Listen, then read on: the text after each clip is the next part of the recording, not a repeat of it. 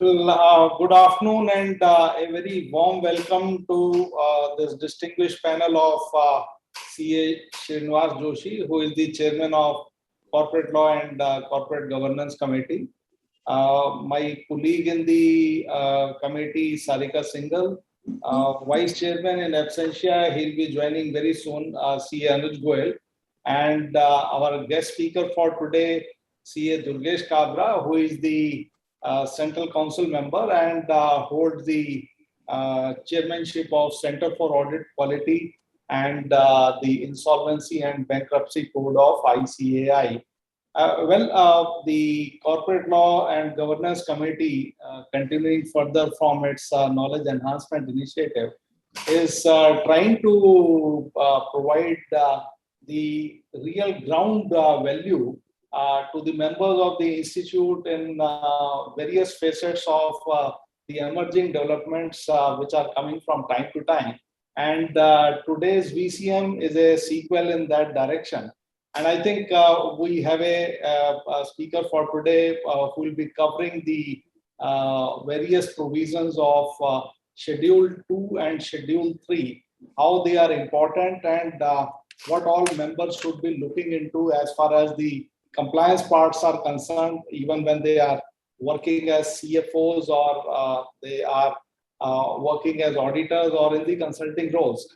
I think the law itself is very clear under Section 129 when we talk about the financial statements. So they have their extrapolation to the Section 133, which deals with the manner of the accounting standards.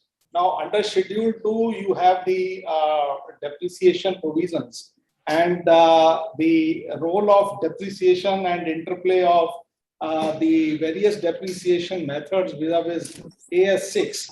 And in terms of Schedule 3, various changes have been brought out by the central government, and they are focused towards building up a enhanced transparency and disclosure-based requirement. Well, let me talk about the purposive interpretation of any statute. The role is to bring about increased disclosure, increased transparency, so that the users of the financial statements, the general public, the investing community, they gain from the interpretation of the financial statements that is provided. Generally, a challenge before the audit community has been that the stakeholders say that many of these statements are not very comprehensible or they are not understood by the general investing community. So I think surrounding and demystifying, dissecting the myth around the Schedule 2 and 3, I think in today's VCM will address what all changes have come about, how they are important to the profession, and what all members should be looking into it so that they provide more comprehensive value to the stakeholders. So with these words, I welcome the panel once again. And may I now request C.A. Srinivas Joshi to carry forward the proceedings of this session. Over to you, Mr. Joshi. Thank you, Rakesh. Good afternoon to all the listeners. I am Srinivas Joshi, a Central Council member and chairman of Corporate Law and Corporate Governance Committee. Once again, welcoming you to this series of webinars on corporate laws. Friends, here today we will be talking on Schedule 3 and Schedule 2 and Schedule 3 and common errors that we get in implementation of these schedules in actual practice that we do. I would here say that, of course, before I start doing that, we acknowledge the presence of our able Vice Chairman Anuj Goyalji, who is working 24/7 for the profession, and so much that I think he has become famous all over the country due to his series of webinars which he holds through CLCGC. Thank you, sir. To his other research and all. So that thank you, sir, for joining. Thank you, even sir. though you are in the car, I know that you are traveling and still you are joined. Yes. Thank you for that. So, listeners, coming to the introductory part of this particular webinar that will be held today. Friends, Companies Act has a transition from 1956 Act to 2013 Act. And this transition made some of the things more difficult for not only for the companies, but also for the auditors in many ways. There are several interpretational issues or practical difficulties that may arise, not only because of the changing sections or draconian penalties which have recently been reduced, but because of the several new requirements of this particular Companies Act 2013.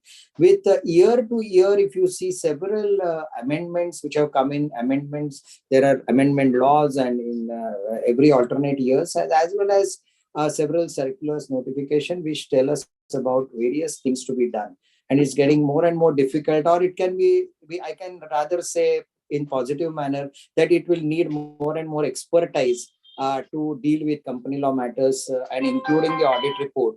Other than this, so it is getting more and more of a expert job rather than a casual way of just preparing a balance sheet of a private limited company.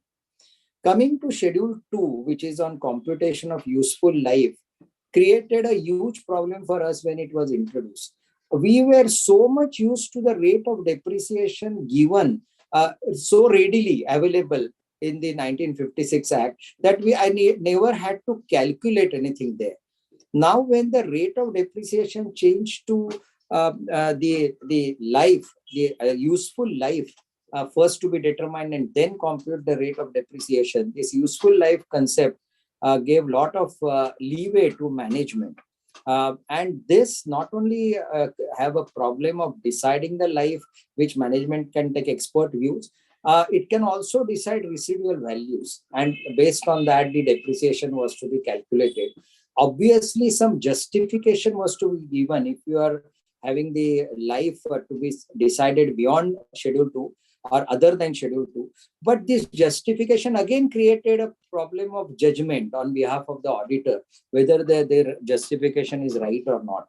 This provision, really speaking, vitiated comparability between various companies, because different companies now can have different decision on residual life and residual value and even life of an asset in the same industry. So the comparability is vitiated.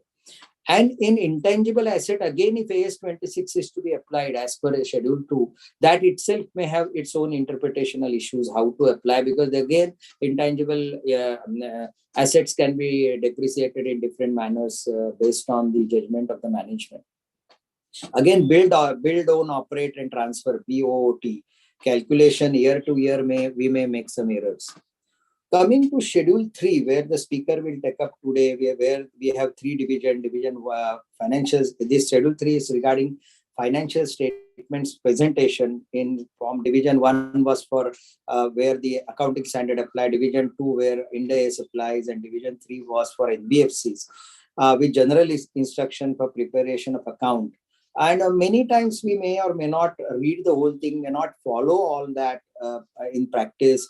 Maybe some clarifications are required by law, some disclosures are required as additional information which we may not be giving.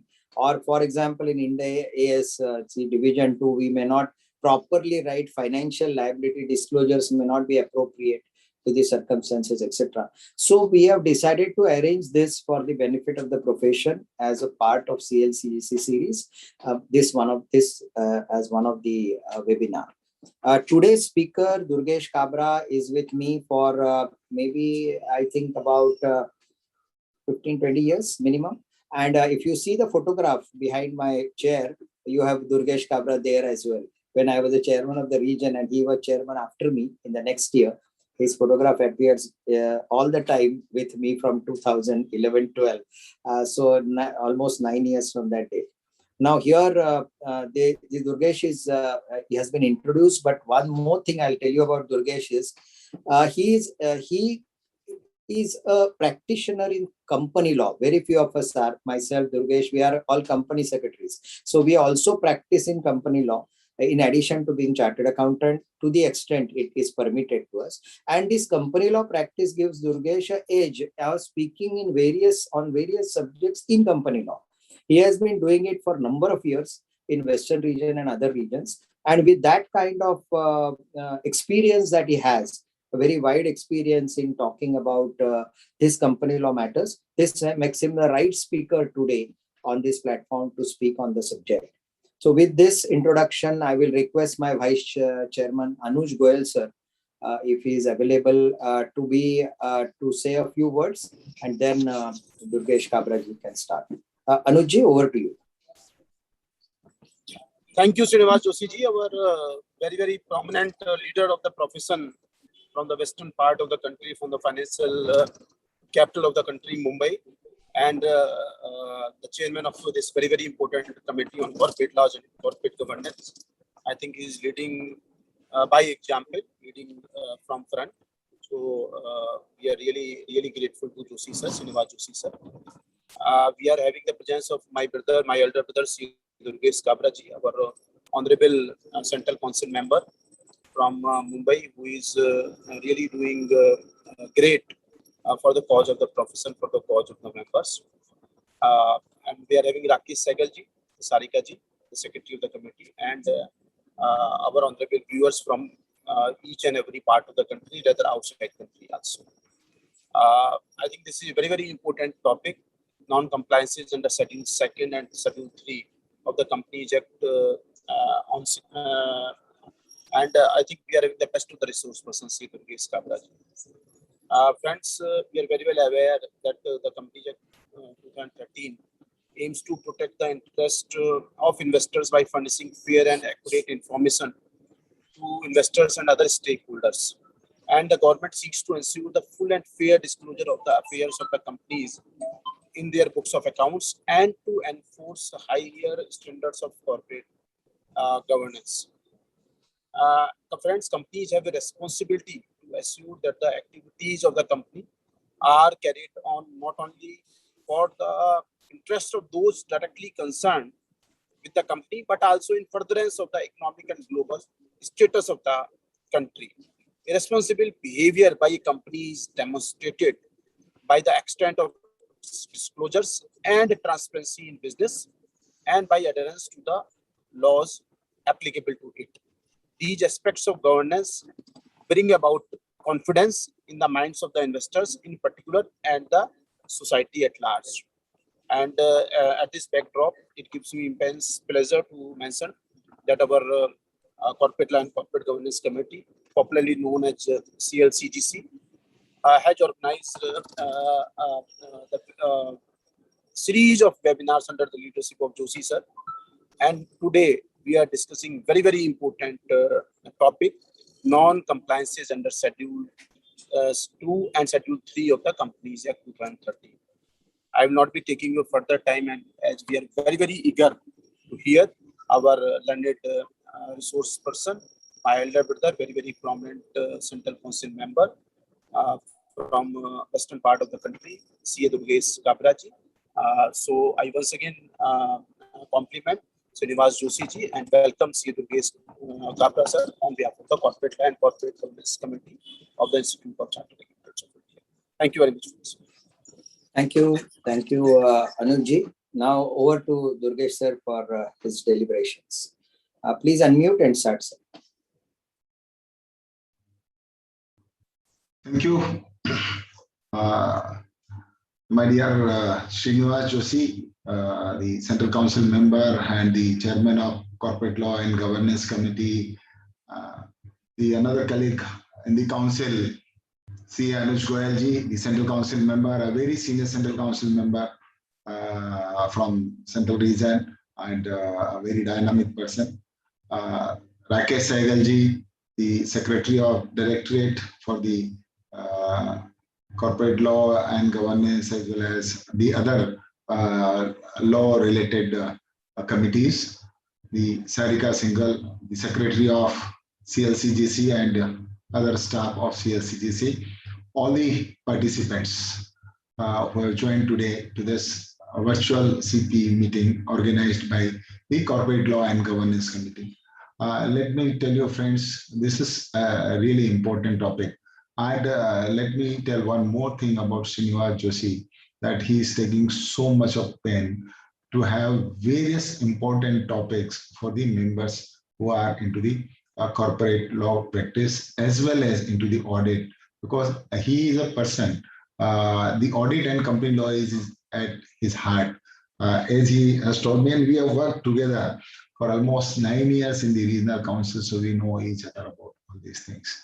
And whenever anything comes about the audit or company law, he is always there to serve to the whole fraternity, especially the message which has gone to NFRA from his side, who he was the person who has drafted the reply. I think that is going to bring some changes and hopefully will be well presented before the NFRA.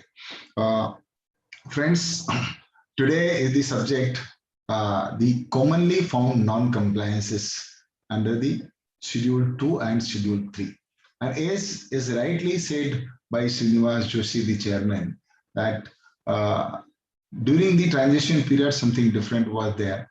And when the law got changed, Schedule 2 have come, then the calculation of different depreciation has completely changed in a different way.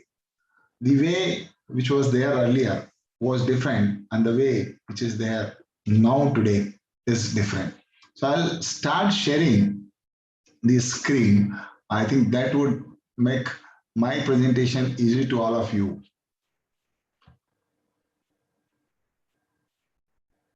So friends, we will discuss about the commonly found non-compliances. Just a minute.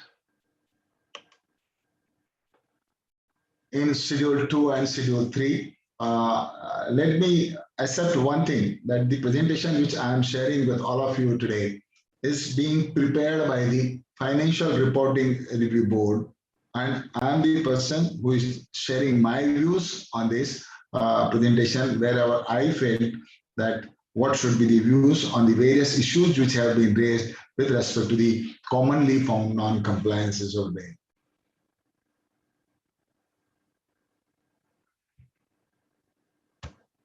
It is not moving. Yeah. So we are covering today Schedule 2, key concept and non-compliances observed, and Schedule 3, key concept, non-compliances observed in Division 2 and non-compliance observed in Division 1. So now, what is there in the Schedule 2? So let us see. So friends, as we all know, the new depreciation system has come since the introduction of or the notification of the new Companies Act 2013, which was made applicable from 1st of April 2014. So here the process of charging the depreciation has completely changed. And here the depreciation is a systematic allocation of depreciable amount of an asset over its useful life, whereas earlier the depreciation was calculated on some percentage basis. Now, Schedule 2 to the Companies Act 2013 lists down the useful life of asset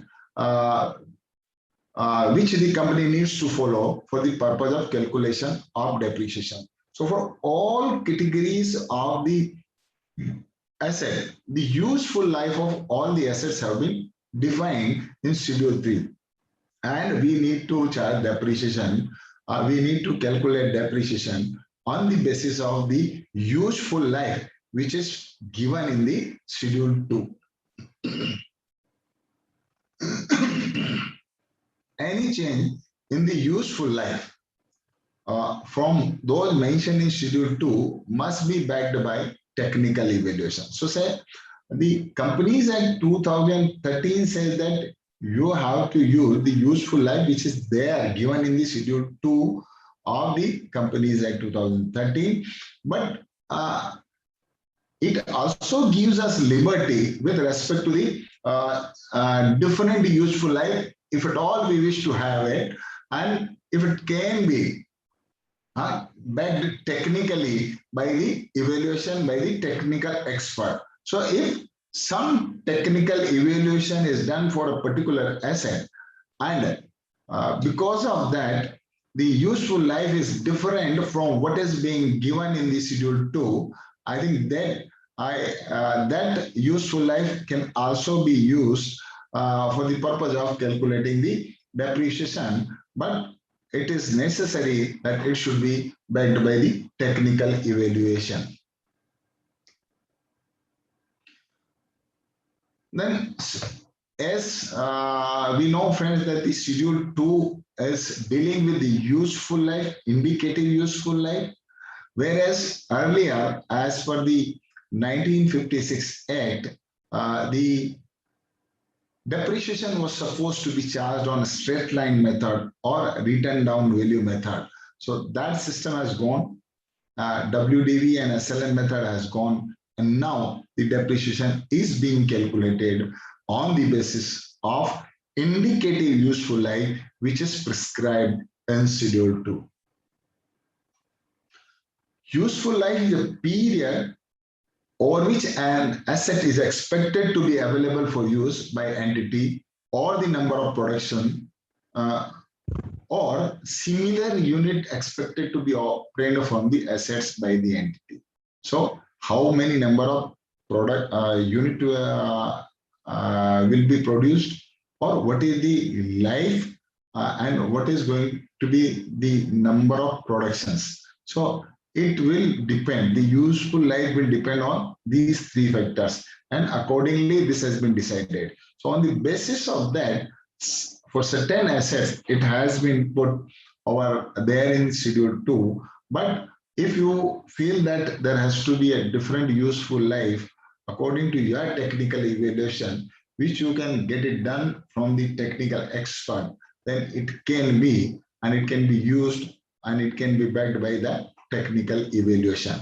But for that, you need to do that. Companies are allowed to follow different useful life residual value if an appropriate justification is given and supported by technical advice. We have discussed this, which was not there earlier, and earlier they were to depreciate on the basis of the specific rates given in that particular schedule, either on straight line method or on WDV method. But here the option is given that you can have the different useful life provided a proper justification is given and is duly supported by the technical advice. No separate rate for double, triple shift depreciation is there. Depreciations to be increased based on the double and triple shift on pro rata basis. There are no separate rate. So suppose this rate, useful life rate, is given for one shift. If it is being run double, then it will be double. It is being run in triple shift, it will be triple. So it will be pro rata, it will be increased. No reference to depreciation on low value asset. Earlier, any asset which were having below 5,000 rupees value, they were to be depreciated on 100% basis. But now in this new Schedule 2, there is no such reference, and low value assets are also required to be depreciated on the basis of their category and their useful life. And one more thing which have come and which is new as far as the depreciation is concerned, that is component accounting. And component accounting is a new concept which has been introduced by the Act 2013. Now we all have become familiar, and I think wherever there is a significant part into the whole machine, and the separate evaluation of the useful life can be done for that significant part, which has been determined by using the professional judgment and technical evaluation. I think for that, the component accounting can be there, and the different useful life can be measured and kept for it and depreciated accordingly.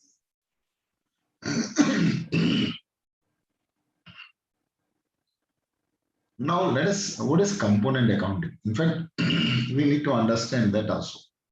So, where cost of a part of the asset is a significant to total cost of assets, and useful life of that part is different from useful life of remaining asset.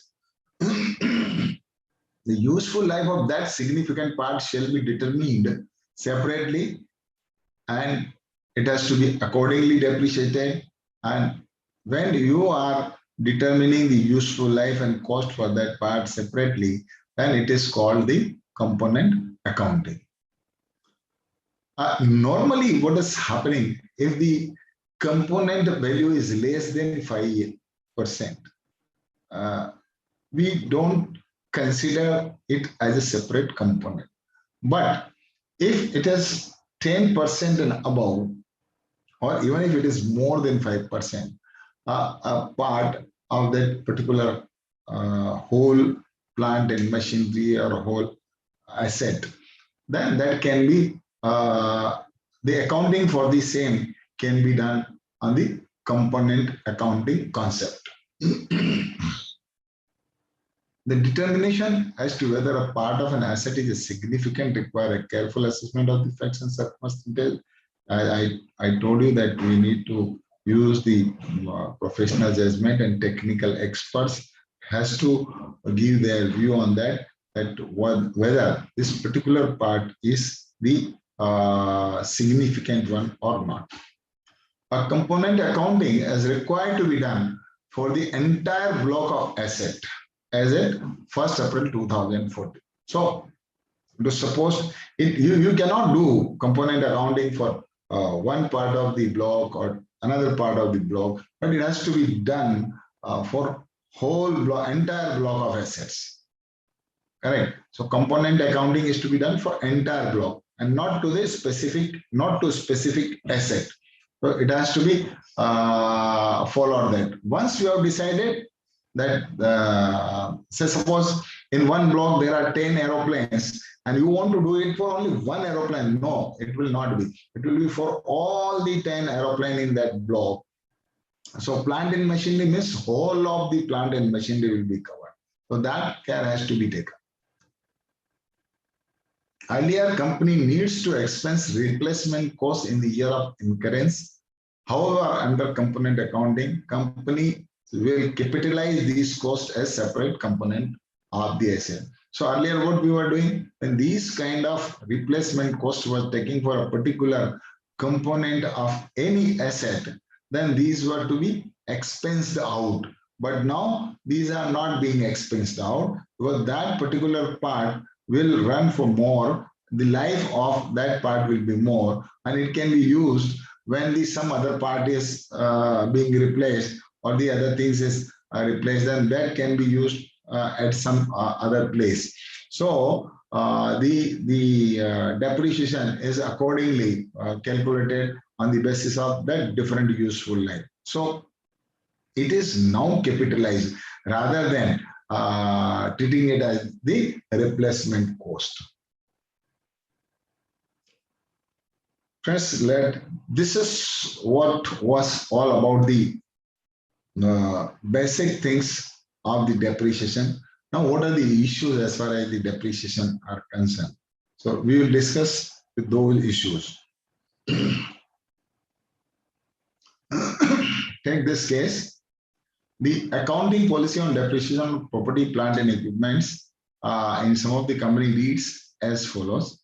Depreciation on property, plant and equipment is provided on straight line method over their useful lives and in the manner specified in Schedule 2 to the Companies Act 2013. However, in respect of certain plant and machinery and electrical installation, depreciation is provided as per their useful life, assessed on the basis of technical evaluation by the expert valuer ranging from 20 to 40 years. So, do you think it is right? The way it has been given in the accounting policy with respect to the property, plant and equipment is not right, especially giving a range of 20 to 40 years for the purpose of the useful life is not right. See, you have to specifically say that these many assets are having the different useful life, which are backed by the technical evaluation, and the details of the same is required to be given. So that specifically has to be mentioned in the accounting policy wherever it is needed. So proper disclosure regarding the useful life of plant and machinery and electrical installations should be made rather than giving the range of the useful.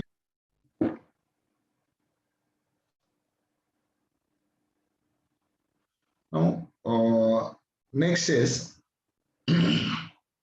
from the accounting policies on depreciation given in the annual report of a company, it was noted that management re-estimated the useful life of all fixed assets on so and so year, while comparing the lives estimated by management with lives indicated under Schedule 2 to the company, it was noted that in certain cases, the lives estimated by the management are different from lives prescribed under the Schedule 2 of the Companies Act. So, when in some of the cases, the useful life is different, you can't just say that the management re-estimated the useful life of all the fixed assets. See, whichever assets have been whichever assets have been again re-estimated, for those specifically it has to be mentioned rather than mentioning a general note. So company should disclose the life used for depreciation of those assets which is different from the lives prescribed under the Schedule 2, and it should be supported by the technical evaluation and the advice. This is most important. However, the company has neither given such disclosure here, nor the justification is also duly supported by technical advice for such a difference. Because they have just mentioned that some of the assets are having the different useful life. So that is not going to serve the purpose. So the disclosure should be very clear and it should be backed by the technical evaluation. Then the third case is with respect to depreciation from the not on fixed assets of a company. It was noted that the assets were transferred on April 29, so and so year, but the depreciation charged on such asset is reported as rupees nil. Do you think it is right? No. As we all know, friends, the depreciation for 29 days also is required to be calculated and is required to be charged to statement of profit and loss. So the case indicates that depreciation up to the date of transfer has not been provided over here. That should have been provided, and since it has not been provided, it's not in line with the requirement of Schedule 2.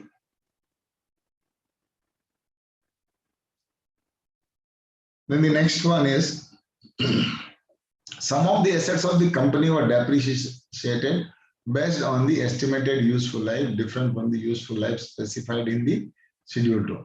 It has been mentioned like this.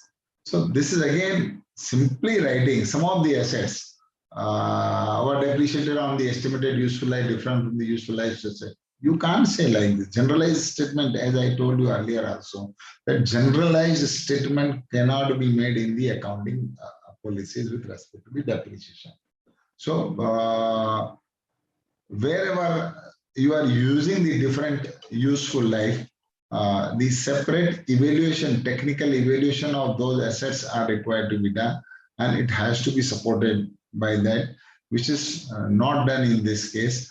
And to that extent, it is not in line with the requirement of Schedule 2 of the Companies Act. So if you really wish that your depreciation is charged according to Schedule 2 and you have followed Schedule 2, then you have to see that wherever there is a change in the useful life, that change is being documented through or evaluated through a separate technical advice, which is to be taken from the technical expert.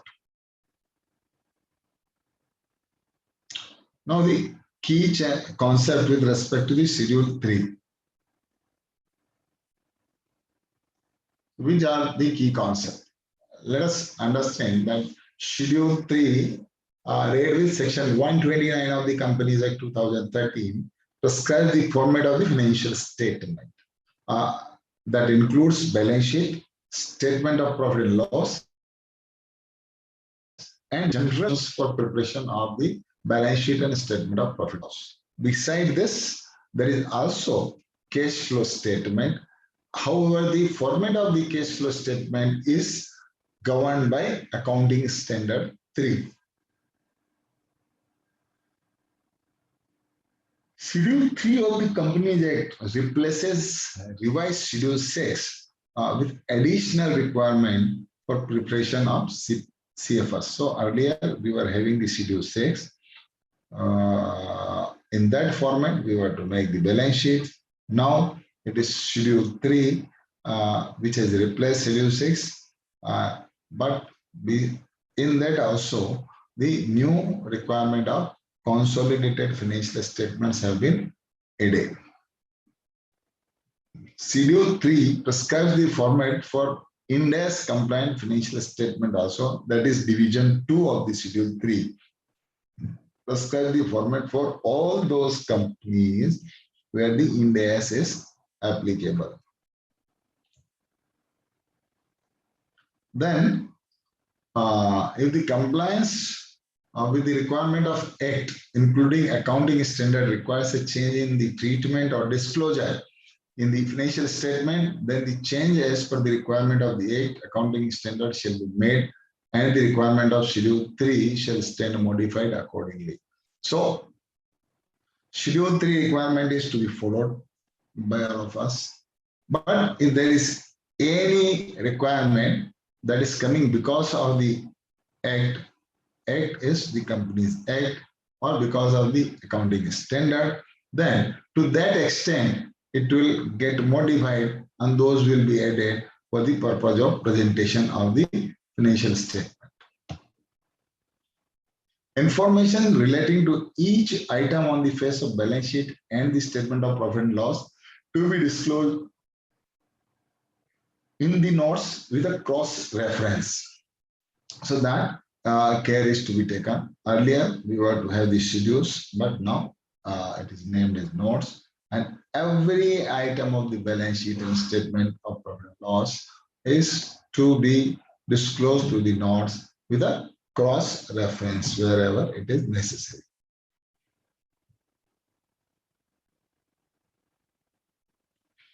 Disclosure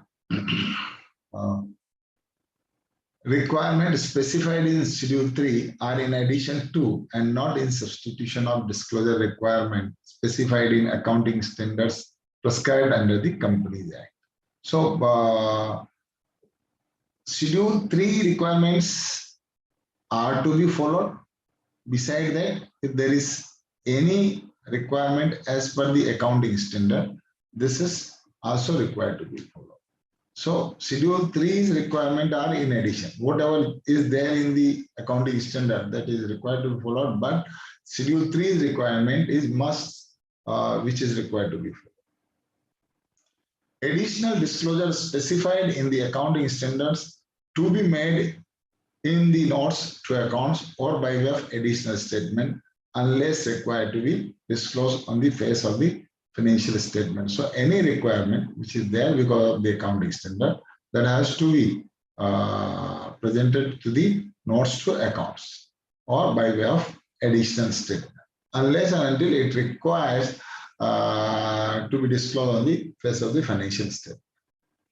All other disclosures as required by the Companies Act to be made in the notes to accounts in addition to requirement set out in Schedule 3.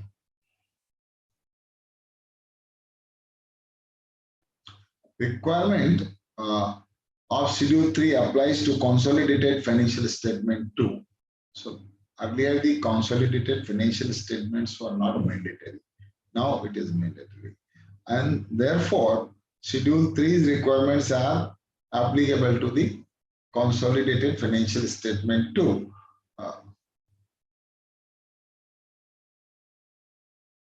Earlier, the consolidated financial statements were required only for the listed company, but now it is for all. Additional information by way of parent subsidiary shares in the net asset and profit and loss are to be given. So, wherever it is required, additional information by way of parent and subsidiary shares, the net asset and profit or loss are required to be given wherever it is applicable. Consolidated financial statement to be audited, approved, and adopted in similar way as standalone financial statement. So the way the standalone financial statements have been audited, approved, and adopted, the same way the consolidated are also required to be done. Non-compliance observed pertaining to Division 2 of Schedule 3. So with respect to the companies whom the Ind AS is applicable. What is the first requirement? That one of the key requirements of Schedule 3, Division 2 is that figures in the financial statement must not be disclosed in full figure. So it should be rounded off. And for rounding off, what is the law? So rounding off will depend upon the turnover of the company. The figures appearing in the financial statements shall be rounded off in the following way. Turnover on the basis of turnover, it is mentioned that when there is a turnover which is less than 100 crore rupees, then to the nearest 100, 1,000, lakhs or millions or decimal thereof, the rounding off will be done in this particular way. And when it is 100 crore rupees or more, then to the nearest lakhs, millions, crores or decimal thereof.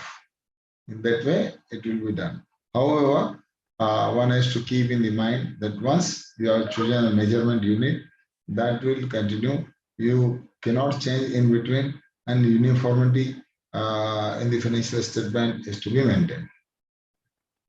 Therefore, necessary care to be taken that full figures are not presented as part in the paragraph above is and shall be accordingly rounded off.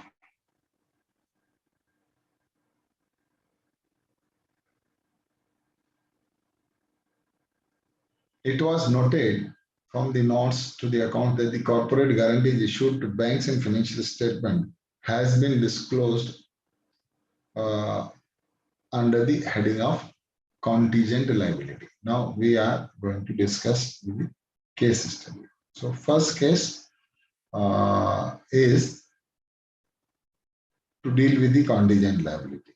So guarantee which have been issued, corporate guarantee issued to banks and financial institution has been disclosed under the heading of contingent liability, whether it is right or wrong.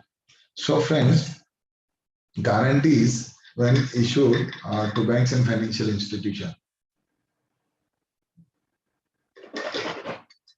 one need to understand the nature of the guarantee which has been issued.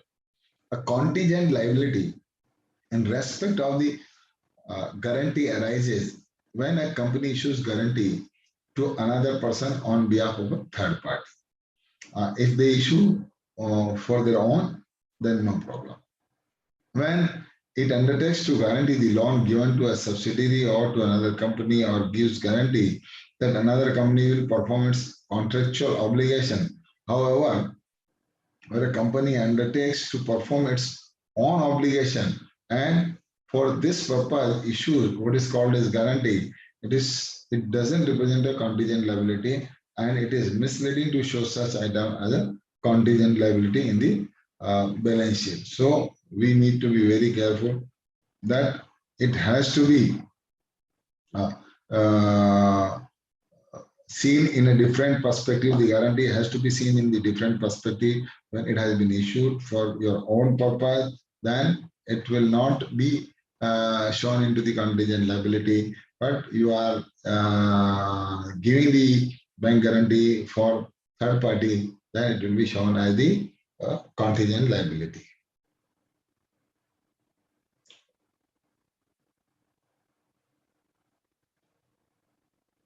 It was observed from the said, just a minute.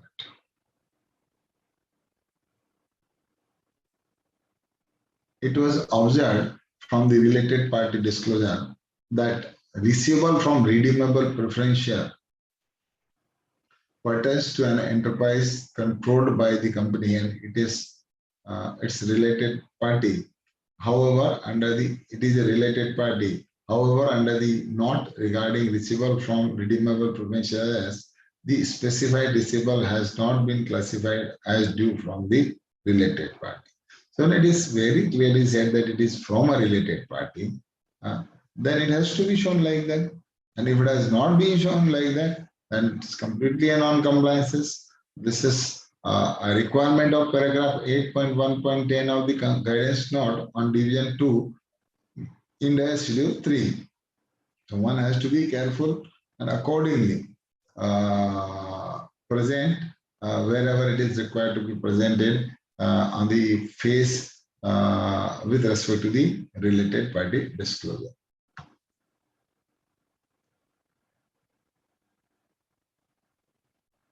Next case is, it was observed that the loans from related party has been appearing as line item under the note on long-term borrowing. However, the term of repayment has not been disclosed.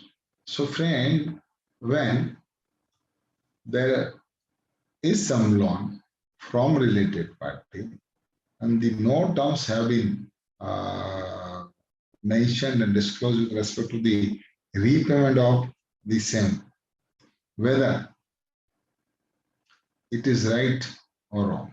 So paragraph 6EI of the general instructions for the preparation of balance sheet given under part 1, division 2 in the schedule 3, the disclosure for the term of repayment of term loan and other loan should be made.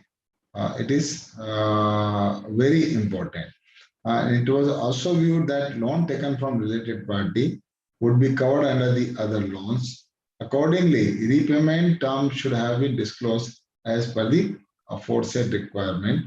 It cannot be shown as the long-term borrowing, whereas it will be shown as the other loan.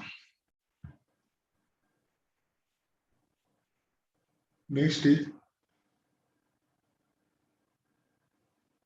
from the financial statement of a company, it was noted that there are various defaults in the payment of loans.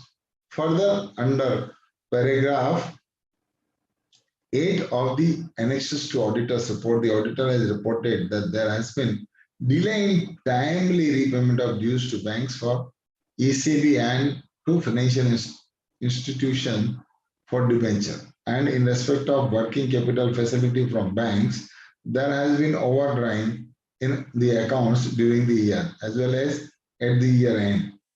Under the remark column, the auditor has reported the status of payment of these defaults, according to which certain dues were unpaid and certain dues were paid before signing the deal. You know, what is the requirement exactly with respect to the loan and default in the loan?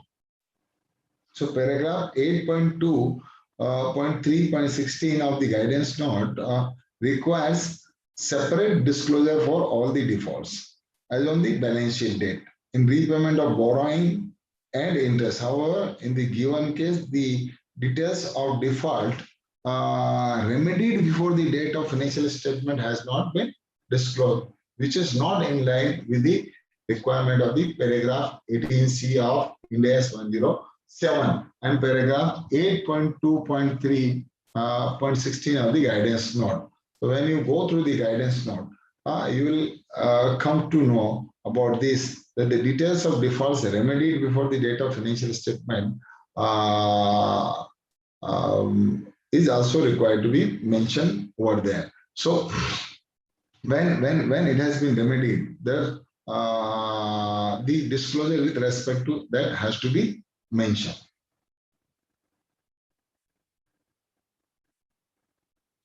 It was noted from notes to accounts that certain amount of external commercial borrowing is due in next 12 months.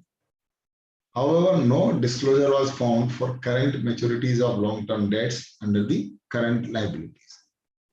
See, when ECB is due in next 12 months, then how it is to be shown?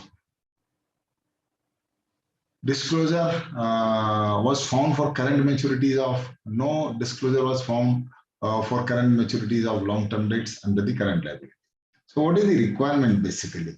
How it is to be presented?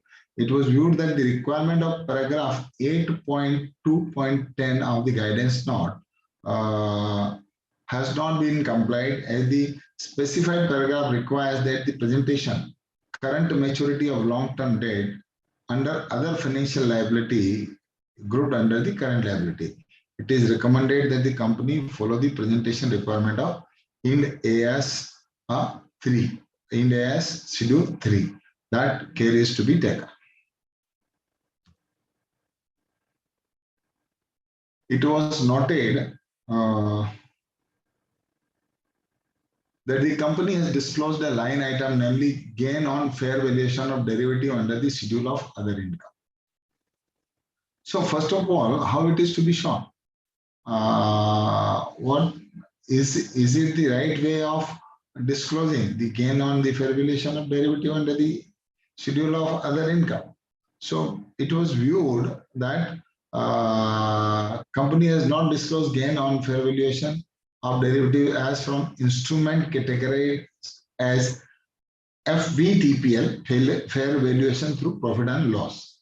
As per accounting standard 107, read with paragraph 9.2 of the guidance note, the gain on fair valuation of derivative should be explicitly disclosed as gain on fair value of derivatives at FVTPL under the subhead non-operating income, because now in the schedule 3, the P&L statement of profit and loss account has the operating and non-operating income only, and there is no head like other income.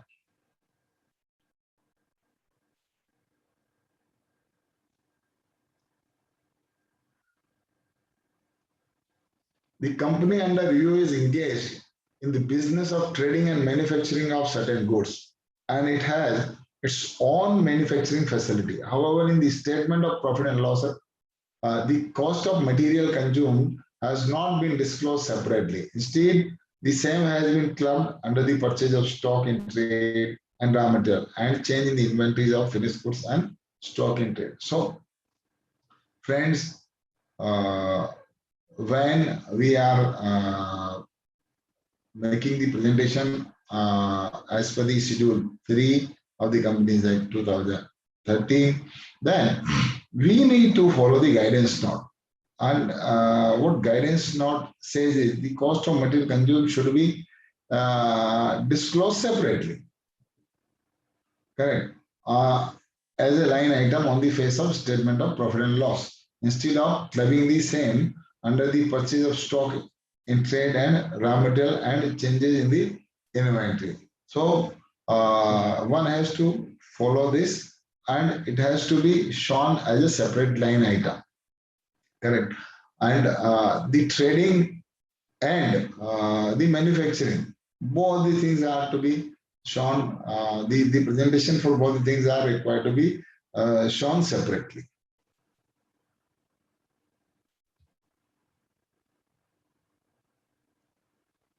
From the note on other equity, it was noted that there are various reserves. However, nature and purpose of these reserves has not been mentioned.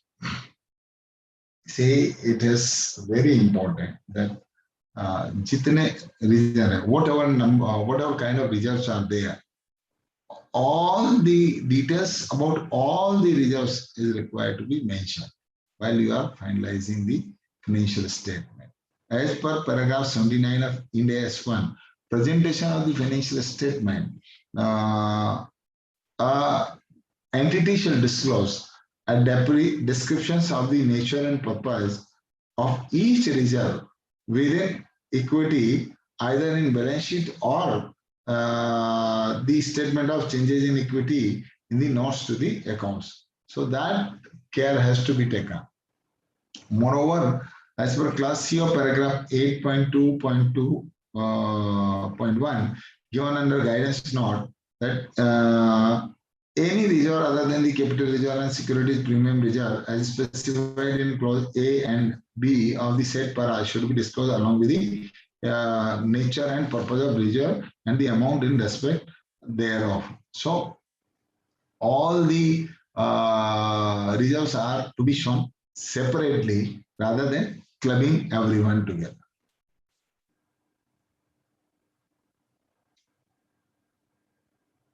Then it was noted from the financial statement that the significant balance of other advance has been disclosed as doubt. So whether it can be done so or not, whether the other advance can be shown at the doubtful date. So it was viewed that nature of these advances has not been disclosed. So first of all, whatever kind of advance is there, the nature of the same has to be disclosed. It is a requirement of paragraph 618, 2 of the general instructions for the presentation of balance sheet and as given under division 2, schedule 3 to the Companies Act. No provision has been made for such doubtful debt.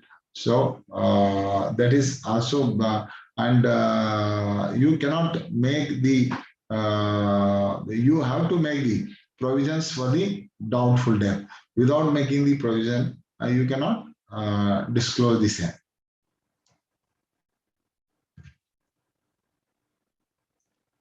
Next one is, it was noted from the notes to accounts that the trade receivables have been disclosed as doubtful. Whether the trade receivables can be disclosed as doubtful. So when you have to show the trade receivables as doubtful, then you have to follow Ind AS 109.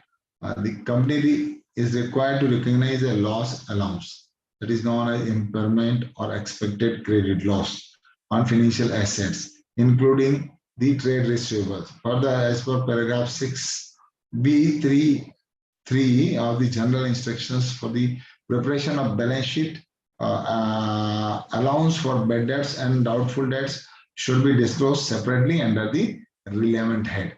So it is required to be disclosed separately. It was viewed that neither the provisions for expected credit loss has been created for doubtful trades receivable, or nor the loss allowance has been presented separately by deducting gross clarifying amount of the trade receivable.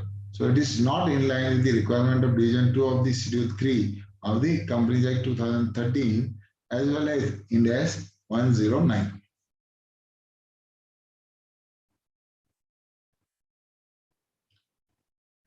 It was noted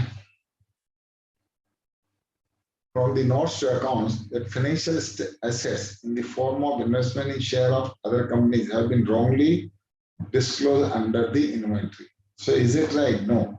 If you show them as inventory and you do not show them as an investment, then it is going to make a huge difference because it will not give true and fair view. So for the purpose of true and fair view, you have to see that it is being properly disclosed. So it was investment in share of other companies falls under the definition of financial assets and should be accordingly accounted. It was viewed that disclosure of investment in shares will impact the true and fair value of the financial statement of the company, as it doesn't give true picture of all of the financial statement to the users of the financial statement.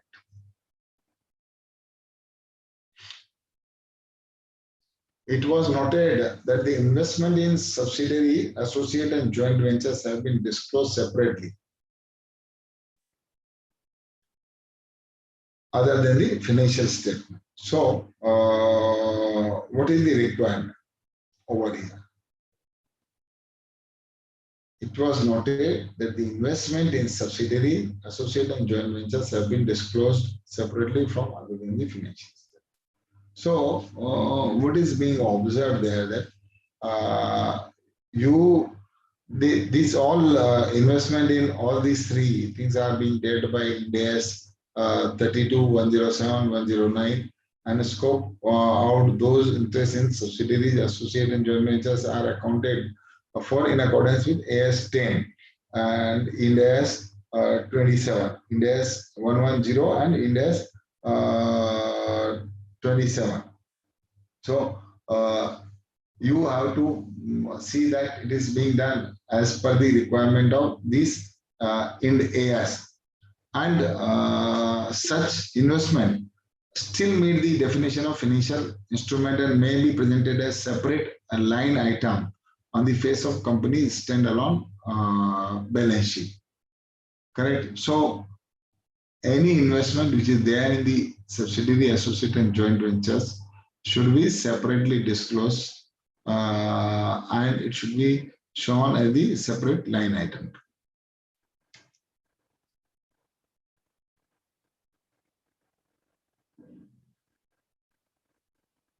It was noted that other bank balances have been disclosed under the head of balance with the banks. Further, it was noted that the amount is material. So what is being viewed over here is, it was viewed that since the balance of bank is material, therefore the nature should be disclosed appropriately for the understanding of users of the financial statement as required by paragraph 6b into bracket 4 of the general instructions for the preparation of balance sheet of division 2. Correct. So it has to be shown accordingly.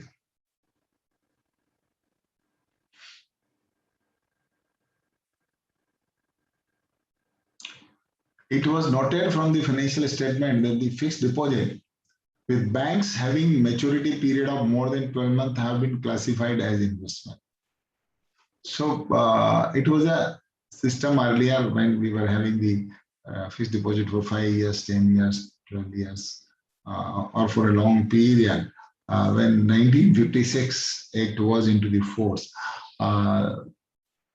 since there being no guidance, proper guidance at that point of time from the institute side or from the ministry side or from the ROC side, that where it has to be disclosed and how it is required to be disclosed. But now there is a clear-cut thought process, clear-cut guidelines available that the fixed deposit which are there, though it is for more than 12 months, it cannot be shown as the investment. Right? It has to be shown as the bank balance only.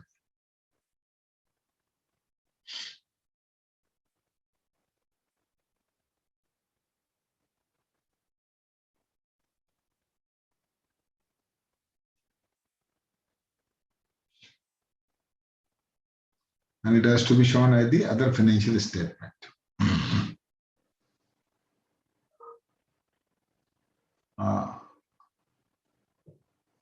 Then the next one is from the note from the investment. See, from the note on investment, it was noted that the investments were classified as unquoted investment. The aggregate investment amount and the aggregate impairment value were not disclosed.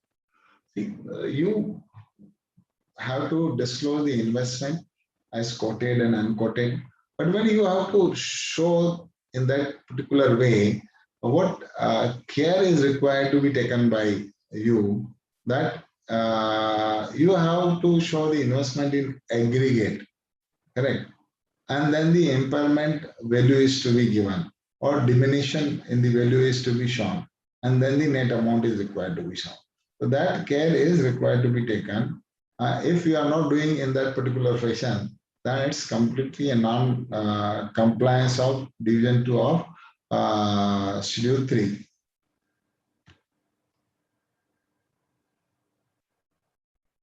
The next one is under the note on loans, as given the financial statement of the company, the line item appeared as below. Loans and advances to related party, loans and advances to employees, forward income receivable, other advances constituting significant amount, and interest accrued on FDR. So this is how the loans and advances have been disclosed. So whether it is right. So this is completely wrong presentation. See, what exactly is required to be done is you have to give the nature of each loans and advances. So if you are not giving the nature of each loan and advances, then the disclosure which has been made on the face of the balance sheet is not right. Nature of loans and advances here has not been included, not been disclosed. So it is a completely wrong disclosure.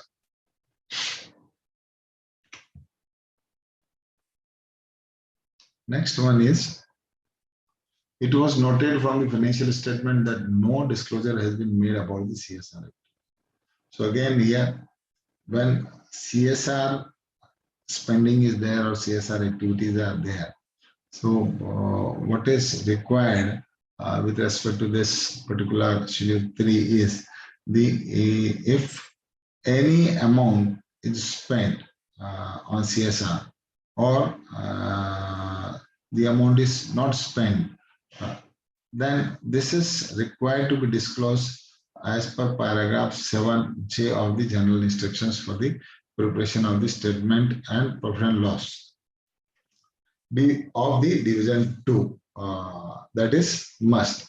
So all the CSR activities are required to be disclosed. If the disclosure are not being made, then it is a non-compliance. It was noted from the notes to the accounts that the deduction of interest on prematurity of FDR has been included in the finance cost. So can it be done? It cannot be. See, the interest which is earned cannot be considered as a part of the finance cost. That's a non-operating income. It's a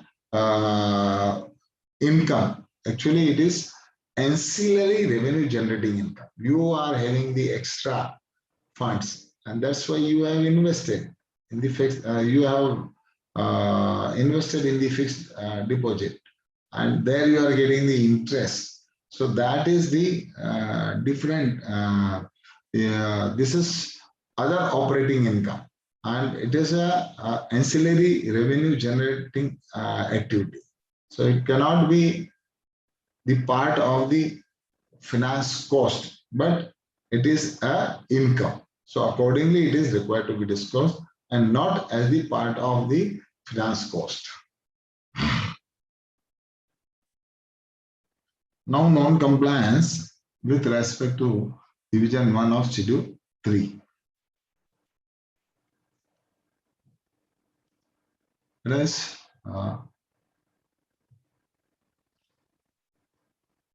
let us understand some of the principle, and then with respect to what is the principle and what are the observations over there and what are the solutions available. Correct. So the first one is with respect to the paragraph 6A, D, and E of the general instructions. And what is that? It deals with the share capital disclosure given in the annual report of some of the companies and how it has been shown. So first one is non-disclosure of right, preference, and restrictions attaching to each class of share. So if a company has not disclosed the right, preference, and restrictions attaching to each class of share, then it's a non-compliance, right? It is required to be done. So this should be disclosed even if the company has only one class of share, that disclosure is required. Then reconciliation of each class of share outstanding at the beginning and at the end of the period, which this was also not disclosed. So this is also very important when these kind of things comes. Right preference and the reconciliation of each class of shares is also required to be done. If you have not done the reconciliation of each class of shareholders, then it will be a very difficult job and will be treated as the non-compliance. Paragraph 6A, BFK of general instructions. What is that? What it includes share capital disclosure. And what is there in the share capital disclosure? Under the disclosure regarding share holding more than 5% share, it is stated that a company is holding more than 51% share. See, when you are saying that a company, wherever there is a disclosure requirement of 5% or more, then you have to give the disclosure for that. But when a company is holding more than 51%, then also you have to make the disclosure with respect to that. A specific disclosure regarding shares held by the holding company is required to be made, because by holding the 51% or more than 50%, the company becomes the holding company. So accordingly, that disclosure is required to be made. Unpaid costs as receivable without adequate disclosure. See again, how it is required to be disclosed. Unpaid costs, how it is required to be disclosed. When unpaid cost is there, the whole amount of the issues is to be returned, then the amount called and the amount remain unpaid.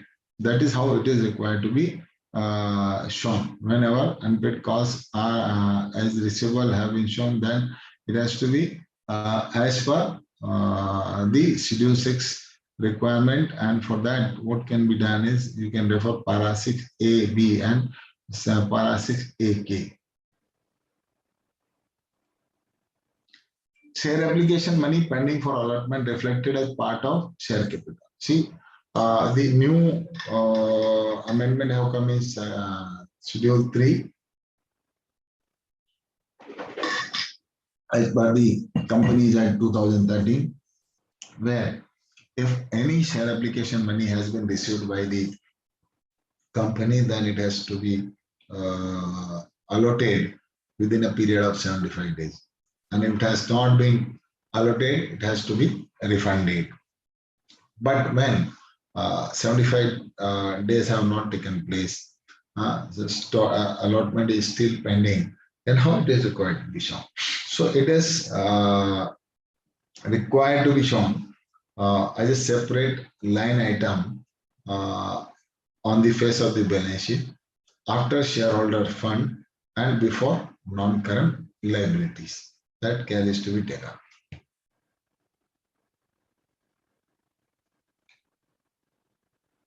Next, again, paragraph 6BI, reserve and surplus disclosure in annual report. For each item of the specified head of reserve and surplus, only the final item at the end of the period would reflect. So we have discussed that there also, when there are more than one number of reserve and surplus. So each item, each reserve and surplus has to be shown separately, whether it is a revaluation reserve, general reserve, capital reserve, but it has to be shown separately. And in the separate also, what is the opening, what has been added, what has been appropriated, and what is the closing. This is required to be done. Appropriation from profit and loss for the period for the year were reflected on the face of the statement of profit and loss. See, what 2013 Act says is that when there is any appropriation of the profit, then it has to be routed through the reserve and surplus column. Reserve and surplus schedule or not. So, and it if it has not been done, then it is wrong. By reflecting on the face of the statement of profit and loss is not the right. So what is exactly required to be done? An appropriation from profit is there, then it is required to be reflected on the face of the statement of profit and loss. This was a practice as per Schedule 6. Now it is required to be reflected through the reserve, and in the reserve only when we are adding opening balance, aid during the year, and appropriation. So appropriation may be in the form of dividend or maybe some other form, wherever, whichever kind of appropriation is allowed, then that has to be mentioned and that has to be presented or shown to the statement through the general reserve or reserve, whichever category of reserve is to be taken care of with respect to that is to be taken care of, and in the reserve only it has to be shown, the appropriation has to be shown. Debit balance of statement of profit and loss was reflected on the asset side of the balance sheet. See, this was also an old system of presentation as per Schedule 6 of the Companies Act 1956. But now 2013 Schedule 3, the system is not like that. The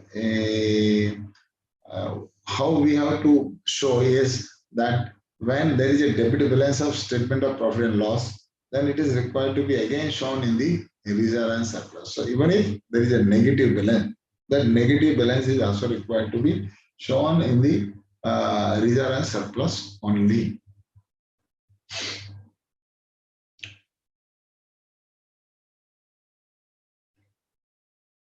Paragraph 6C and 6G. Long-term borrowing and short-term borrowing given in the annual report. Awesome. Secured borrowing includes loan availed by creating charge on the property of a director and his personal security. So fine, you can do that, but what is required when you are showing in the balance sheet, you are presenting in the balance sheet, that you need to give the complete terms and condition and detail about that particular security, which is offered by somebody else for having the loan. So borrowing includes loans availed by the creating charge, and when the charge is being created, see disclosure of that charge and security offered for the borrowing is required to be disclosed. Otherwise, it will not be the right one. Current maturities of long-term borrowings were reflected as short-term borrowing. Current maturities of long-term borrowings were reflected as short-term borrowing. That is also wrong. Current maturities of long-term borrowing is required to be shown or disclosed under the head other current liabilities. However, let me tell you one thing over here, that Schedule 3 got changed. It is going to be effective from the next year. So if when we will be preparing the balance sheet for March 22, at that point of time, it is required to be shown like this only. The current maturity of long-term borrowings were reflected as short-term borrowing. It will be shown like this only. But as of today for March 21 balance sheet, it is not the right way. It is required to be shown as other current liabilities. Bonds and debentures were disclosed with the type of bonds, debentures, and rate of interest only. See, when you are disclosing about the bonds and debentures, what is required to be done, that the complete terms and conditions of all these bonds and debentures are required to be mentioned over there. So the details is required to be mentioned. So disclosure for bond debentures should include particulars with respect to the redemption and conversion if it all is there, that has to be included and it has to be disclosed over there. That will be the right way of disclosing on the face of the balance sheet, which will include the order of maturity and conversion date also.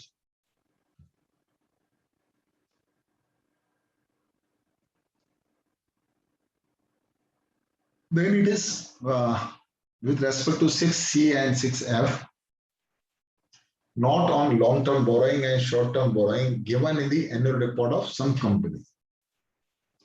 So what is what care is to be taken here? There are certain issues with respect to this.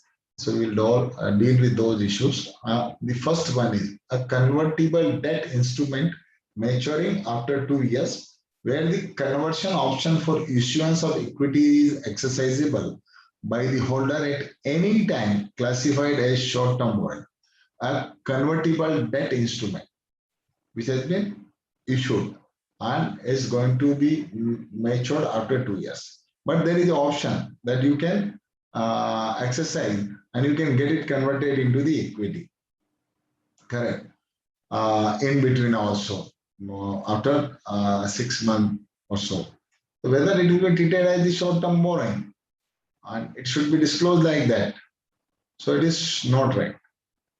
It should be disclosed as the long-term only. Correct. So classification of loan as a non-current liability in the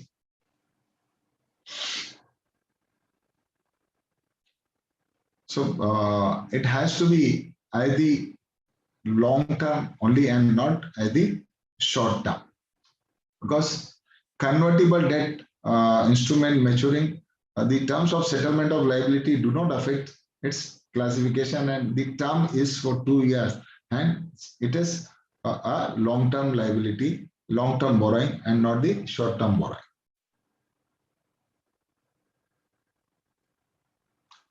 Next one is with respect to 6F, and it is with respect to the trade payables. Trade payables includes dues payable in respect of the statutory obligations like PF, dues towards purchase of fixed assets, and other contractual obligations. So what is actually trade payables? Trade payables are the payables which are due because of the goods received by us or services received by us. Correct. And against that, it is payable. That is known as the trade payable. So if anything which is relevant to related to the goods received or services received by us, then that is a trade payable. And beside that, if anything else is there, that is not the trade payable. So here, whether PF dues is a trade payable? No, it is a statutory obligation. It is not a trade payable. Dues towards purchase of fixed assets is a trade payable? No, it is not, because fixed assets is a capital expenditure. It is not the part of the goods received, which are for the purpose of trading and manufacturing also, and some other contractual obligations also. So contractual obligation will again not fall into the trade payables category. So these are required to be shown differently. That the trade payables includes only dues in respect of the only dues with respect to the goods and services received, but the others has to be shown separately, and it will be not the it has to be shown as the other payable.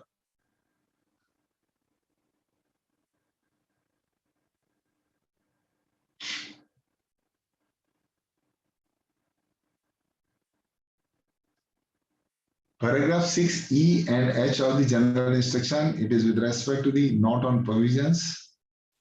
It was observed that valuation of gratuity and leave encashment was done by the HOD provided current and non-current portion for both, but the gratuity was classified as long-term provision and leave encashment was classified as the short-term provision. Whether it is right? No, it is not right. When the actuary has given the report and actuary itself has bifurcated the long-term and short-term portion of both gratuity as well as leave encashment, then it is to be shown according to that only. It is to be disclosed as per that only. It has to be long-term and short-term for the gratuity also, and long-term and short-term for the leave encashment also. The way it has been disclosed over here that the gratuity was disclosed as long-term and leave encashment as short-term provision is completely wrong. And as per the actuary's valuation report, the same is required to be done.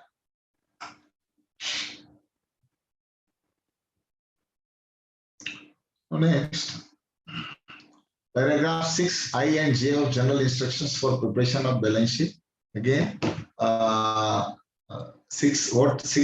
and J speaks is it speaks about the notes related to the fixed assets and what is being found with respect to the fixed assets notes into the various annual report. To begin with, one, this a company having tangible and intangible didn't categorize the same accordingly. So when a company is having the categories of tangible and intangible assets and didn't categorize the same, then it's a non-compliance basically. As per para 6I and J, there is a requirement to classify assets into tangible and intangible assets. Further, beside classifying as tangible and non-intangible, again, what care is required to be taken over here is if there is any work in progress or work under progress in case of the tangible asset, then it is required to be shown as capital work in progress. And whereas in case of the intangible asset, if there is any work which is under development or under progress, then there is a requirement to disclose it separately as intangible assets under development. Intangible assets under the development. So this is how one capital work in progress and another one is intangible assets under development. Advance given for capital assets where the work is under progress was included in capital work in progress. See, when there is any advance given, that doesn't become the capital work in progress. When the advance given is for the capital asset, that doesn't become the capital work in progress unless and until that capital assets comes at the place and is under the process of establishment, basically, correct, under construction or so. So unless and until that has not happened, it will not be like that. It cannot be shown like that. So when any advance is given for the capital asset, it is required to be shown as the long-term loans and advances, because that asset will come after a long term and then accordingly it will be taken care of when it comes, and if after coming that asset it remains in the constructions, then it will be in work in progress. Otherwise, till that point of time, it will be classified as long-term loans and advances. Tangible assets included owned asset as well as leased assets. Now, here also, we need to be very careful. When there is owned asset and there is a leased asset, means freehold assets and leased assets, both are there, then the breakup is required to be given. If the no such breakup provided in the notes on accounts is not the right way. So the breakup is required to be given for both.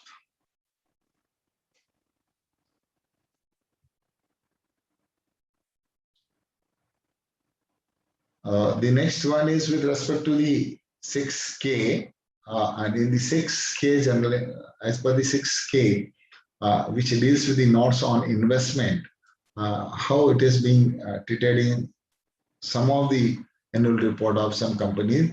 Investment in associate and joint venture was not disclosed, though such disclosure was made in related party transaction. See, when you invested in the related party, associate and joint ventures are the related party, you invested, related party transaction we have shown. But when it is an investment in the joint venture and the associate, though such disclosure was made into related party, there is a requirement of para 6KI to separately categorize investment in subsidiary, associate, joint venture with the extent of investment in such entity. So, what is the extent of investment is also required to be given into these kind of entities, which are 3: subsidiary, associate, and joint venture. And this is required to be disclosed separately. Investment in partnership firms included investment in LLP. No, it cannot be. LLP investment is a corporate investment, and partnership investment is not corporate investment. It cannot be shown as such. It was viewed that LLP is a body corporate. Hence, disclosure of investment in partnership should not include investment in LLP. Such investment should be disclosed separate under the other investment. So, investment in partnership firm is required to be shown as the other investment. So, other disclosure requirement and other disclosure required for partnership firm also need not be made as is being made for the LLP, because for both the disclosures are different.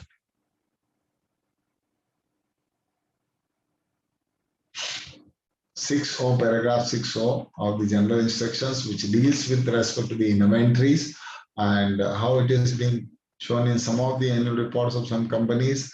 Let us deal about the trading stock of the companies which was into manufacturing and trading activities also, and was included in the finished goods. So whether it is right. So this is not right. In fact, when trading stock of the company which was into manufacturing and trading activities was included in the finished stock as per para 6.0 ID of the general instructions. There is a specific requirement to disclose separately stock in trade in respect of the goods acquired for trading and separately for goods manufacturing. So the both activities are required to be shown separately. So only finished goods item is a finished stock is a manufactured goods. So traded goods and manufactured goods both are required to be shown separately.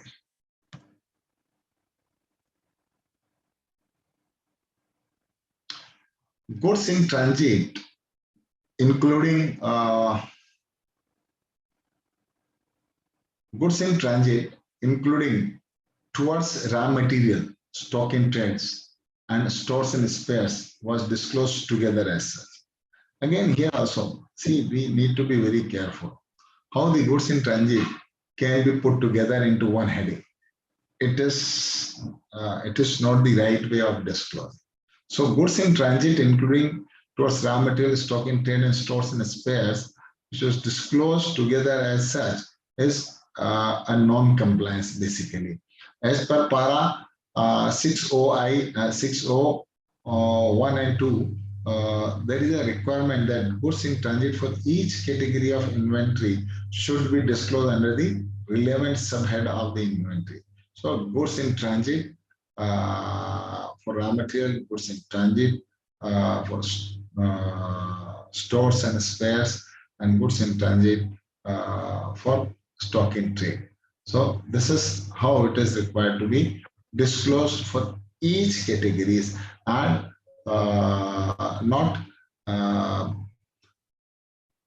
it cannot be shown combined together for all the three in one line.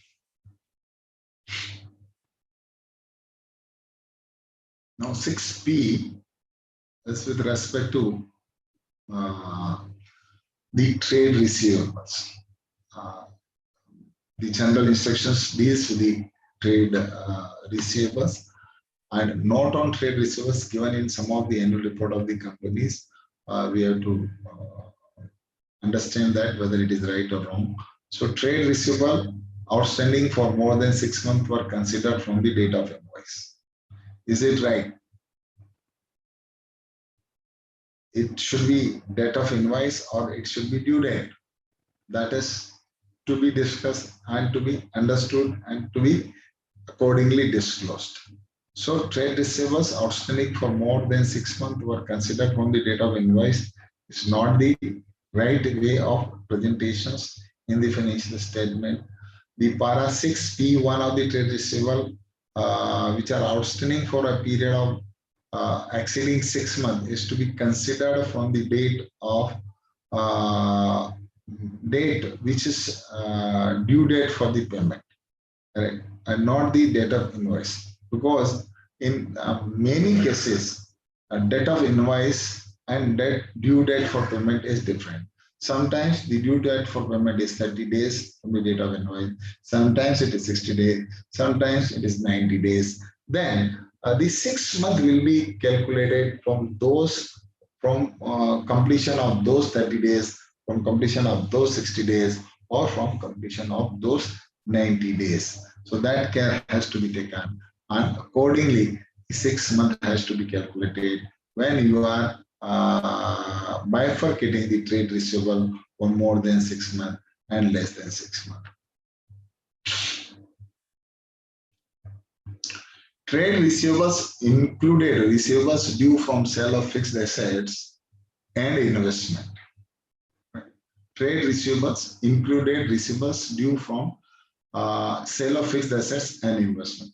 So friends, what is trade receivable? As we were discussing the case of trade payables. The trade payables are the payables which are payable on account of goods and services received by us. Here, the reverse case. The trade receivables are receivable against the goods and services given by us. Correct. So we have sold the goods, we have provided the services, and against that the receivables are there. The amount which is due to us, whether that will only be disclosed in the trade receivable. So we understood that what is trade receivable. But now, whether the sale of fixed assets is a trade receivable? No. Fixed assets are the capital assets, and capital assets are not in the normal course of business, buying and selling of the same. So it is not that one. Likewise, the sale of investment is also again a different kind of sale.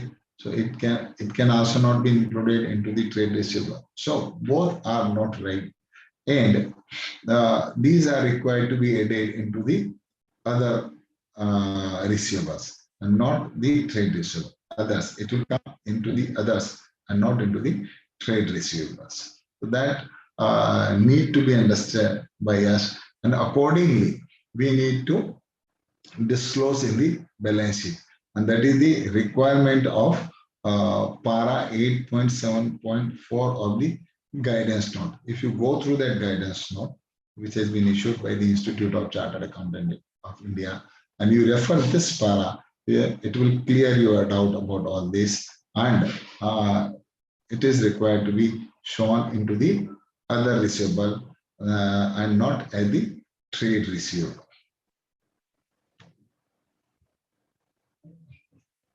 The next one is the 6Q of the general instruction, and which deals with the cash transactions, cash and cash equivalent. So what is cash and cash equivalent, and how it is being dealt in some of the annual report, and what kind of non-compliances is formed. Fixed deposit having maturity beyond 12 months were disclosed under this head. So when the fixed deposit, which is having a majority of 12 months and above, whether it is required to be disclosed over here. So fixed deposit having maturity beyond 12 months were disclosed, and then it was viewed that the fixed deposit with more than 12 months maturity have to be disclosed as other bank balances and not into the cash and cash equivalent. And the non-current portion of such deposit should be classified as the other non-current asset.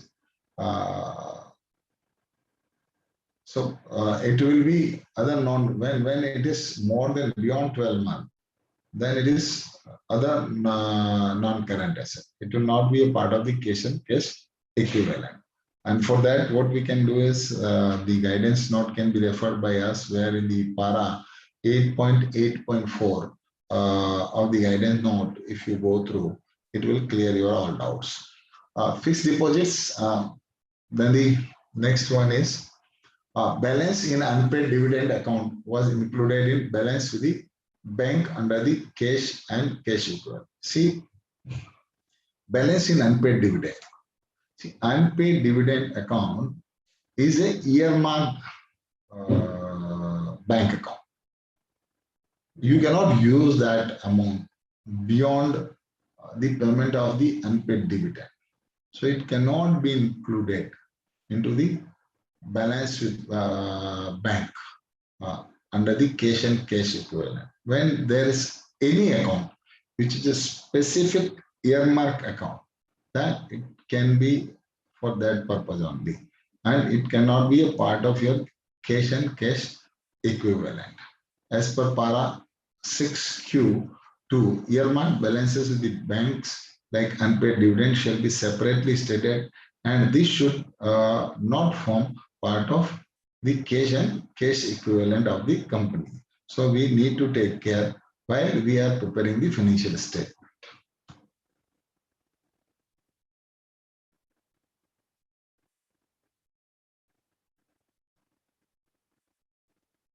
Paragraph 6L and R deals with respect to the note on loans and advances, and what is there in the some of the annual reports. What mistake normally we found is provision for paid and were disclosed in aggregate for all type of loan and advance. So it cannot be done in aggregate.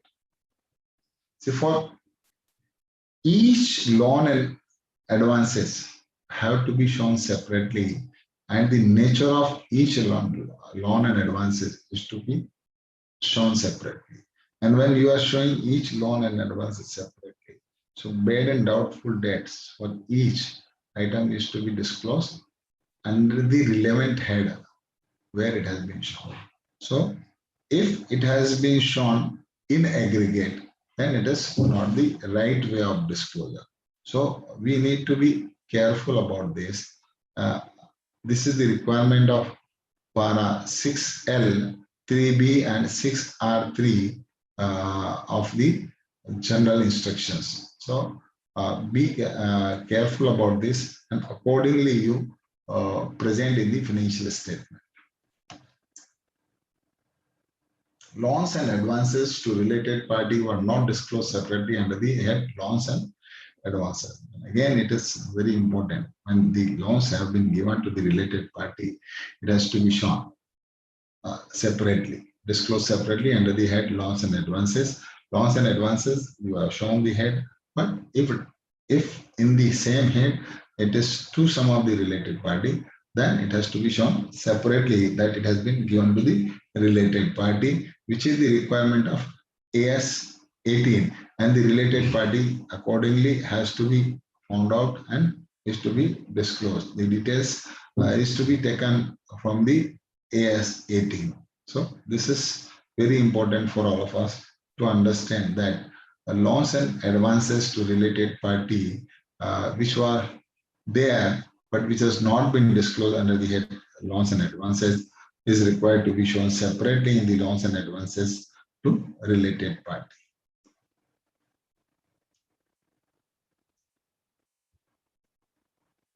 So friends, with this, thank you all for giving me patient listening. I normally end my talk with this quote: when we are no longer able to change the situation, we are challenged to change ourselves. Friends, it has been told by Viktor E. Frank. This quote is from him. And I firmly believe this, because if you cannot change the Companies Act, you cannot change Schedule 3, you cannot change Schedule 2, you need to change yourself, correct?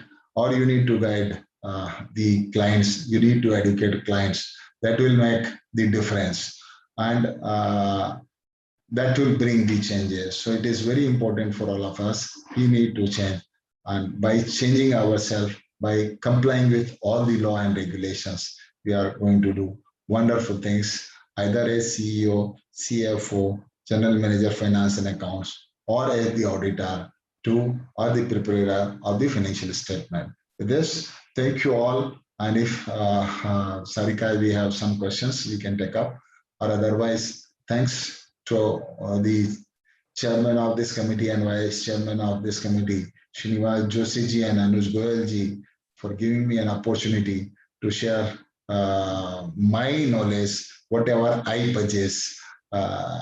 It would have been much better that this meeting would have been physical. I would have learned more, because I would have got the views from others also. Here it is one-way traffic, I am saying, and you are listening. But if we have some of the questions, we are there to answer the same. Thank you. Yeah, Namaste Durgesh. It was a nice deliberation.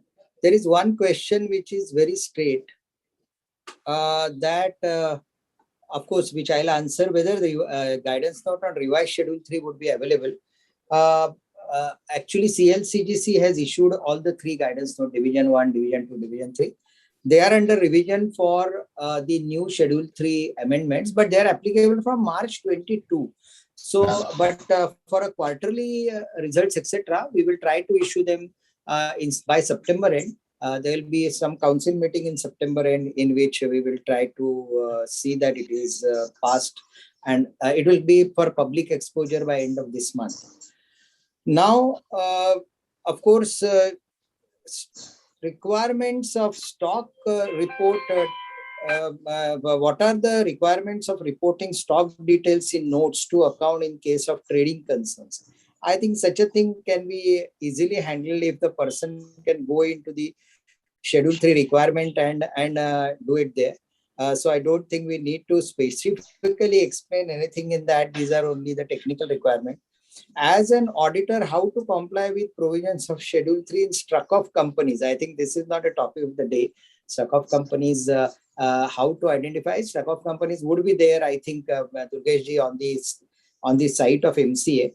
And we can always see that whether I have any balance with them. In either I've invested in them, share capital, loans. And once it is struck off, it's very difficult to recover also. So I may have to provide, probably. That is the only thing we can do. Whether Schedule 2 is applicable to private limited companies. What are the conditions of its applicability? It's applicable to all companies. It's applicable to all companies. Are double shift and triple shift depreciation to be simply double or triple? Now there is no concept of this. Do you want to say something on double shift, triple shift? Yeah. I think there is no concept. It is depending upon the useful life. And when you are useful life is calculated on single shift basis. When it is on double and triple proportionate, the pro rata, it has to be increased, but there is no separate rates specified for the same. One question, you have mentioned that corporate guarantee given by the company should not be shown under contingent liability. Does it not require disclosure at all? And if disclosure required, under which head is the question? So corporate guarantee, if the corporate guarantee has been given, we need to understand the nature of the corporate guarantee. In fact, if the corporate guarantee is given for the third party, then it is required to be disclosed as a contingent liability. But if it is a performance guarantee given for us only, then it is not required to be included into the contingent liability. Whether rounding off to be done in 100 or in or up to 1 rupee. No, Rounding off. it is given when I have shown that particular slide. If you go through, it is clearly, it has to be done in lakhs, in this, and 2 decimals to that. So there is a special, less than 100 crore and above 100 crore turnover is there. Then on the basis of that, it is required to be done. I'll just speak it out again. The purpose of rounding off, what is the requirement? See, when it is less than 100 crore rupees turnover, then the nearest 100, thousands, lakhs, millions or decimal thereof, correct? Not into 1 rupee, nearest 100 it is to be done. And when it is more than 100 crore, the nearest lakhs, millions, crores or decimal thereof, it is to be done in that particular fashion. So that care is to be taken. Sarika, are you there? Sarika? Yes, Sarika is there, Durgesh, I think. have another session by 4. So Sarika will take over on other questions if she is there, or Rakesh said. No, I think You have it, right? what are the So you can take it up questions and then see whether Vice Chairman is there. Otherwise, you can close. I Whether think separate Vice Chairman disclosure sir required has for a defaulting meeting, non-payment. other meeting. Okay, fine. So you close the session. Ask him more questions if they are there. There are more questions. Then I additional think questions. 4 more questions are there. I have the list with me. I'll deal So you with can them. handle, sir. And Yeah. I will quit. I have another session. No problem. Thanks a sir. lot. No, Thanks yeah. a lot for being here. Thank you. Yeah, Chairman, sir. Thank you. Yes, Thank you for giving me the Great, opportunity. great.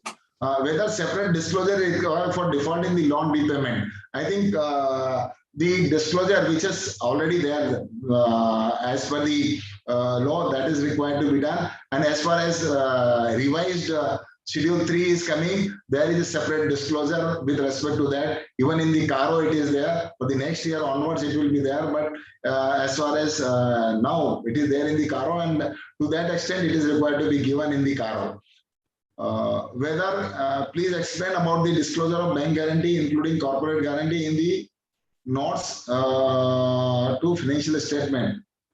See, the bank guarantee I have told, I think I have explained, because earlier there was a question. When it is a performance guarantee, then it is not required to be done. When it is a guarantee given on behalf of somebody else, then it is required to be included into the contingent liability. Regarding the guarantee given, should we not apply the requirement of Ind AS 109 instead of Ind AS?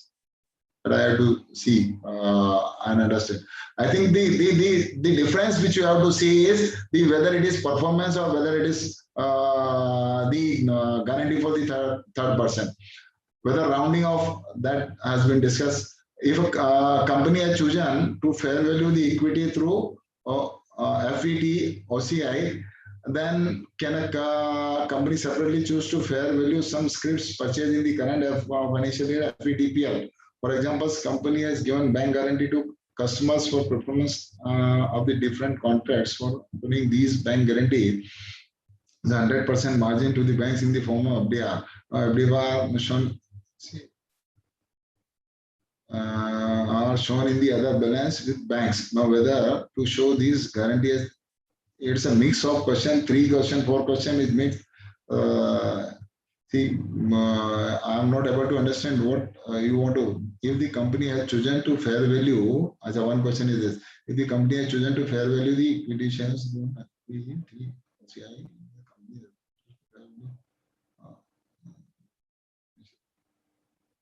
no, you have to choose one, either FETPL or FET OCI. So if you have chosen normally when the gain is to be disclosed for those items, then it has to be done on the FETPL. And then the second thing, for example, company has given bank guarantee to customer for performance different content. See, when you have given the performance guarantee, as I have told you, that it is not required to be disclosed in the contingent liability. When it is only on behalf of third parties, then it is required to be disclosed in the contingent liabilities. One question. I think all questions have been covered. Sir, one question I think is left, whether Schedule 2 is applicable on private companies. So Schedule 2 is applicable on assets. It has been replied by the chairman, sir. It was replied. Chairman, sir has replied. So, It is applicable. just to add on, Schedule 2 is applicable on assets, not on companies. Yeah. It is applicable to all. Right. Right. Thank So- you. Thank you. Thank you, sir.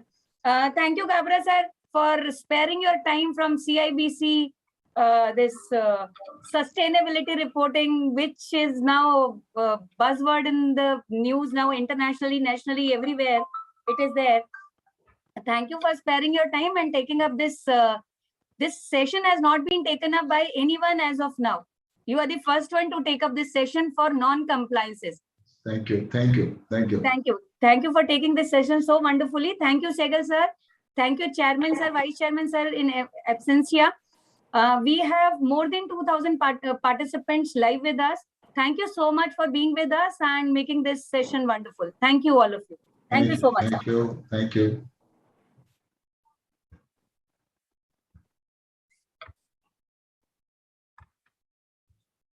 Recording stopped.